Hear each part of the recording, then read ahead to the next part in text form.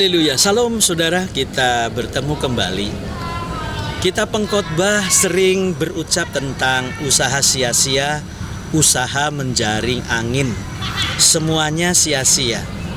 Lantas saya sedikit merenung, apakah kita pengkhotbah ini sedang merasa kecewa sehingga ia menuliskan kata kalimat seperti ini, ataukah dia sudah hidupnya tidak lagi mengenakkan, tidak lagi menyenangkan, atau tidak mendapat bahagia, sehingga ia berkata bahwa segala sesuatu di bawah kolong langit ini sia-sia.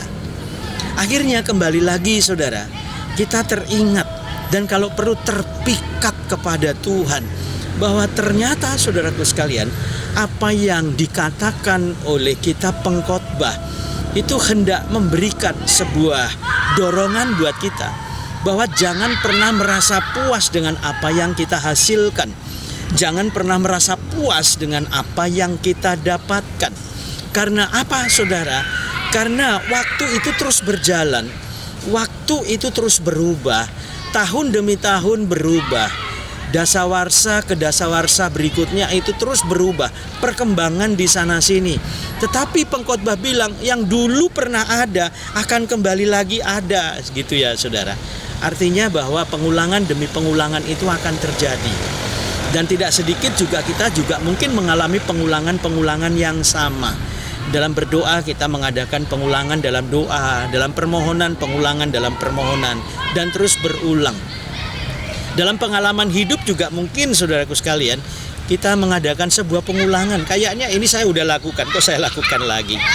Dan bahkan termasuk berbuat dosa, itu adalah pengulangan. Dan bukan lagi pengulangan, akhirnya jadi hobi saudara. Nah, berbahaya buat kita. Karena kalau itu akan terjadi dalam hidup kita, alangkah baiknya kalau kita bertobat saudara. Dan kalau perlu bertobat berulang-ulang kan lebih bagus daripada berdosa berulang-ulang ya saudara. Dan biarlah kita belajar, sekalipun mungkin saudara pesan firman Tuhan ini tidak terlalu berat buat kita untuk kita ikuti. Tetapi hanya saja bahwa pesan firman Tuhan ini memang perlu kita tangkap saudara. Karena apa saudara? Memang kadangkala kita sudah mendapatkan segala sesuatu yang begitu besar kok enggak puas. Kita sudah punya suami yang begitu tampan, tetapi kok enggak merasa puas. Kita mendapatkan istri yang kita dambakan begitu cantik, kok enggak pernah merasa puas. Kita punya anak yang lucu-lucu, yang manis, kok enggak merasa puas.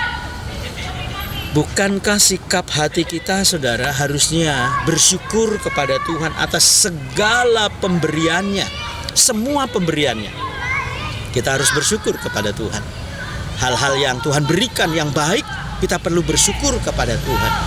Kenikmatan demi kenikmatan, berkat demi berkat yang Tuhan beri, itu patut kita syukuri. Dan biarlah saudaraku yang dikasih oleh Tuhan, kita kembali sadar dan disadarkan lewat firman-Nya. Biarlah ucapan syukur itu harus memenuhi setiap kehidupan kita. Biarlah ucapan syukur ini menjadi sebuah ibadah di dalam setiap kehidupan kita. Karena pada saat kita bersyukur, syukur itu mendatangkan ketenangan. Sukses buat saudara. Tuhan Yesus memberkati.